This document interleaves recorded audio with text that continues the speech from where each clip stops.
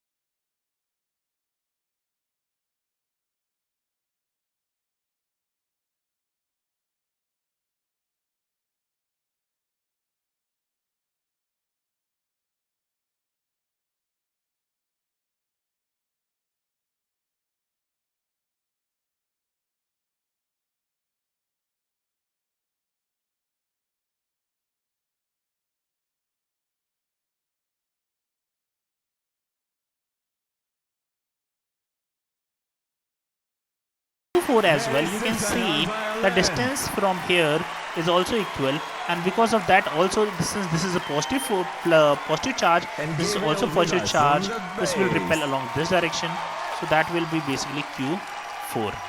Right? Now you can say by using parallelogram law you can find out the resultant direction because of these two will be along this direction. Right? So this is a force because of Q1 and Q4. Now we have to also consider Q2 and Q3. Since these two are close to each other, the force will be more. So because of this force, let's suppose the direction will be this one, and because of this force the direction will be along this side. So again, if you find the resultant of these two, the resultant will eventually match along this direction.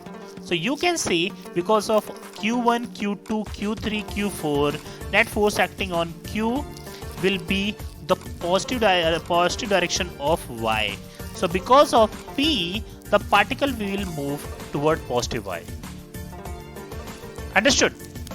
So same thing you have to do in another case. Let me consider one more case, then I will leave on you whether you can solve it or not. Okay, so let me for example, what will happen? 3. So P is having 3. So you can say P is having 3, P is having 3. So automatically you can remove these two options, that yes, they will not be existing in your solution. Now you have options, so you can check. So Q is equal to 1, Q is equal to 1. So you don't need to check for Q equal to 1, right? You can check for S, basically S or R, right? Because they have different options. So you can go for any of them. So let me go for the S option.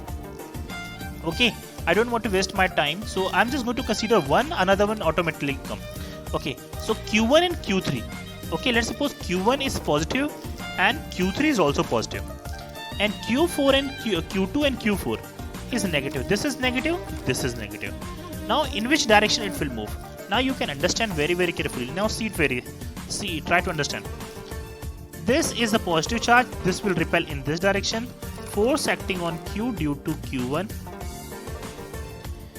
This is Q2, this is negative, so this will try to attract along the line joining. So there will be attraction force because of this one, right? Now this is Q3, which is positive. So Q positive will try to repel along this direction.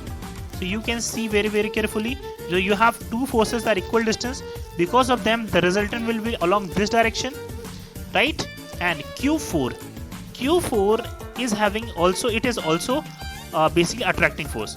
So now what will happen? Because of that, again attraction will be along this direction, right? So this will be F on Q due to Q4, right? This is F on Q due to Q2. This is F on basically Q due to Q3. So right, so because of these two forces, you are getting the resultant in this direction, and when you add them vectorially because of this force, the resultant will be along this direction. But because of, since these two charges are placed very close to each other, this force will be bigger and this force will be smaller as the distance from them is large, right? So basically eventually the particle will move along which direction? The particle will move along negative x direction. So for S, the option goes second one. So I can say this is second option, so answer A will be the correct option. I hope you understood. It is very easy. Pause the screen, try to solve by yourself, you will understand this question. Okay, so these kind of